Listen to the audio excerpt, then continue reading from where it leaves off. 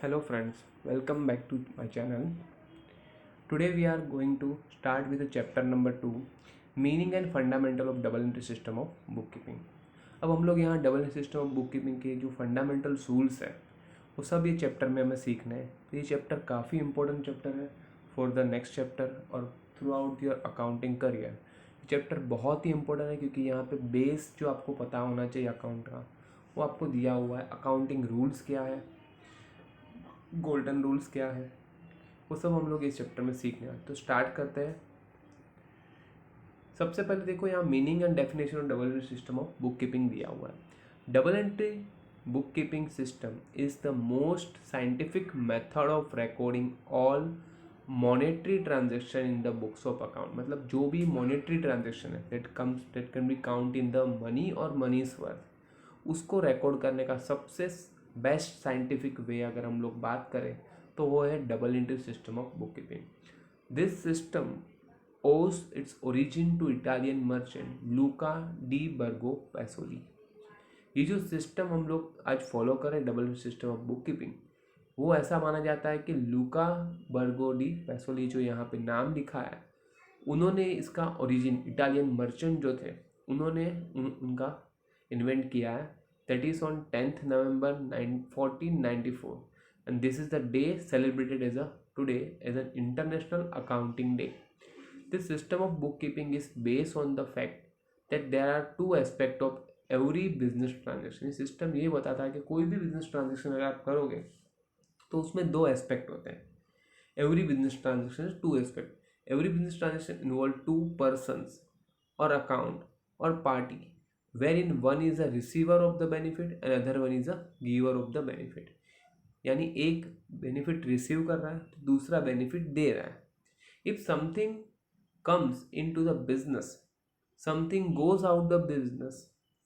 Recording of two aspects of monetary transaction in the books of account is in turn as a debit and credit is called double entry system of bookkeeping। तो यहाँ हर एक transaction जो होते हैं उसको हम लोग दो एस्पेक्ट में देखते हैं। एक एस्पेक्ट होता है, एक टर्म होता है डेबिट और दूसरा टर्म होता है क्रेडिट। उसी को हम लोग बोलते हैं double entry system of book keeping. According to the modern approach, every business transaction is concerned with assets, liability, capital, expenses and income। ये पांच में ही हम लोग डिवाइड करते हैं कोई भी बिजनेस ट्रांजेक्शन को। Whenever there is a increase in assets, an expense is debited and decrease in assets, expense is credited। जब भी हमारी एक्सपेंस बढ़ती है, असेट्स इंक्रीज होती है या एक्सपेंस इंक्रीज होती है तो हम लोग डेबिट करते हैं। जब वही हमारी असेट्स डिक्रीज होती है या एक्सपेंस डिक्रीज होती है तो हम लोग उसको क्रेडिट करते हैं।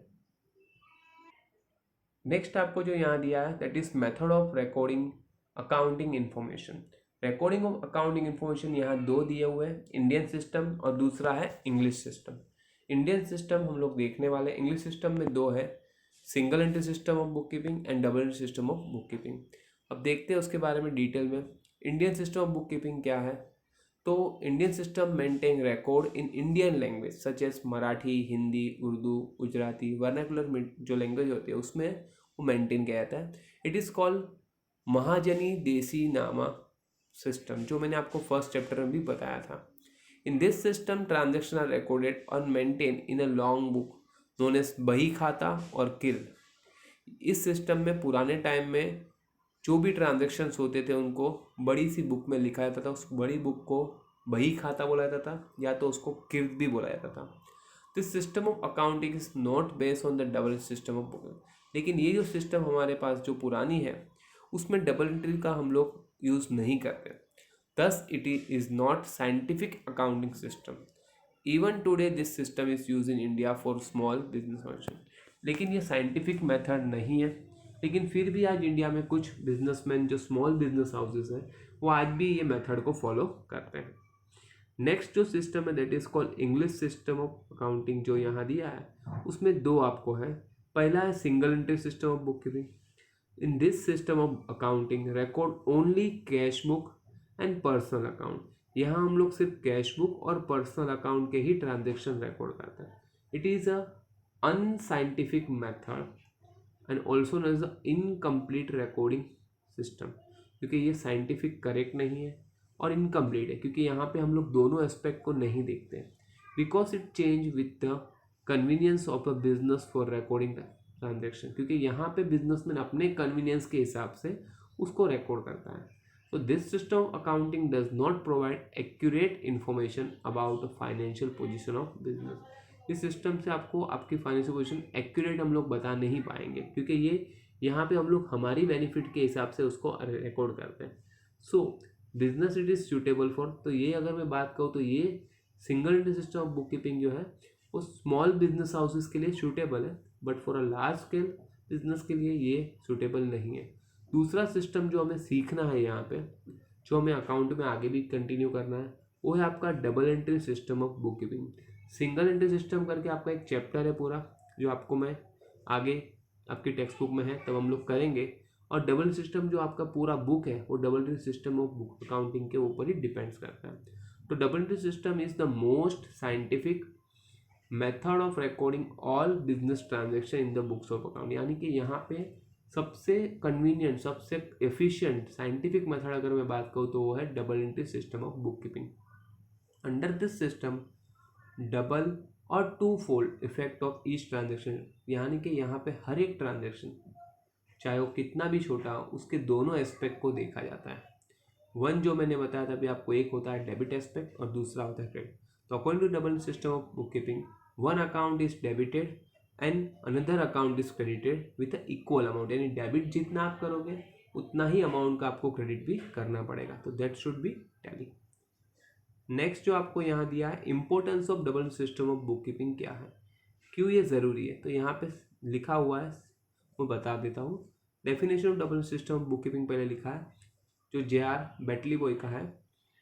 Every business transaction has two fold effect, that is effect two account in opposite direction. यानी हर एक बिजनेस ट्रांजेक्शन के दो इफेक्ट होते हैं और वो दोनों अपोजिट डायरेक्शन में होते हैं. And if complete record is to be made of each such transaction, it would be necessary to debit one account and credit.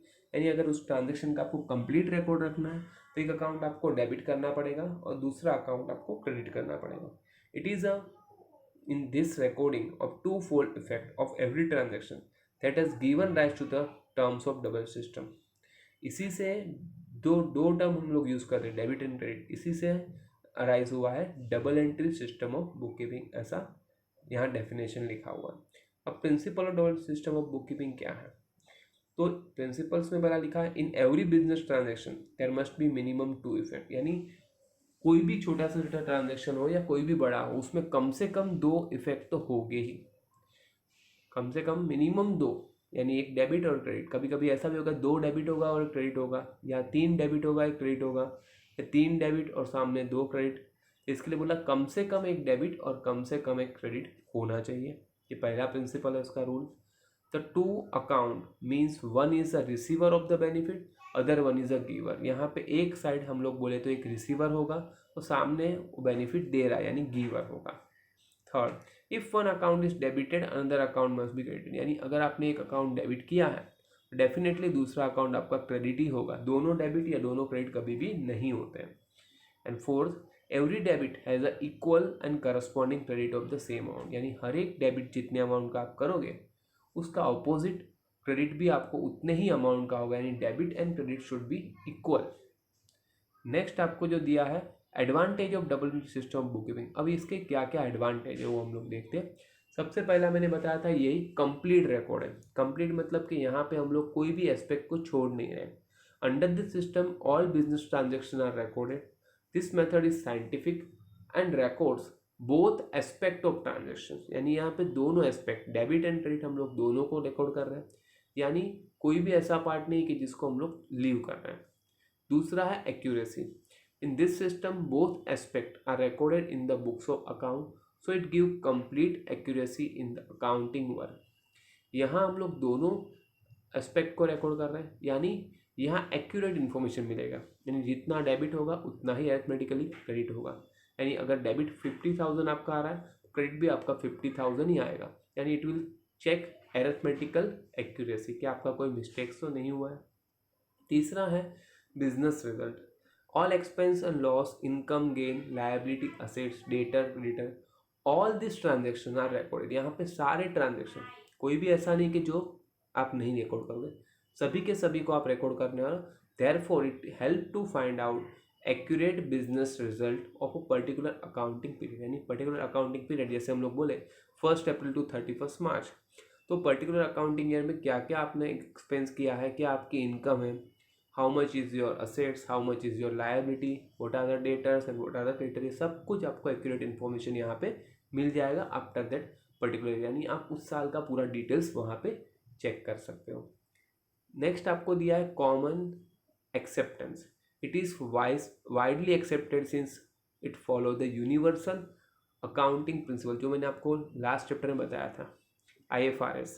जो इंटरनेशनल अकाउंटिंग प्रिंसिपल है उसी को हम लोग यहाँ फॉलो कर रहे हैं। दैट्स वाई ये यूनिवर्सली एक्सेप्टेबल पॉलिसी है, प्रिंसिपल्स है। Double system is accepted by the financial institution, government authority. यानी कि अगर आप ये मेथड को फॉलो कर रहे हो तो आपको किसी को भी अलग से कुछ एक्सप्लेन करने की ज़रूरत नहीं है, because every business houses, every financial institution, government policy, वो सभी इसी को फॉलो करते हैं। तो अपने आप रिकॉर्डिंग जो आप कर रहे हो एंट्री, वो सामने वाला डिटेक्ट कर लेगा कि आपने किस चीज़ का एंट्री किया है और कैसे किया है। तो you know don't have to explain it again and again, क्योंकि यहाँ पे कॉमनली एक्सेप्टेंस प्रिंसिपल्स पे वो चलता है। नेक्स्ट आपको जो दिया है यहाँ पे conventional accounting system, that is traditional. तो यहाँ पे मैं आज का आपका वीडियो यहाँ तक कंप्लीट करूँगा।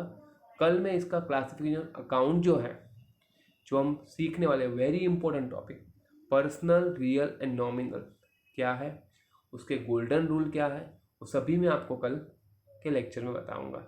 ये जो है लास्ट में आज आपका कंप्लीट कर रहा हूँ कन्वेंशनल अकाउंटिंग सिस्टम पे, ट्रेडिशनल पे। Conventional accounting system is based on the प्रैक्टिकबिलिटी।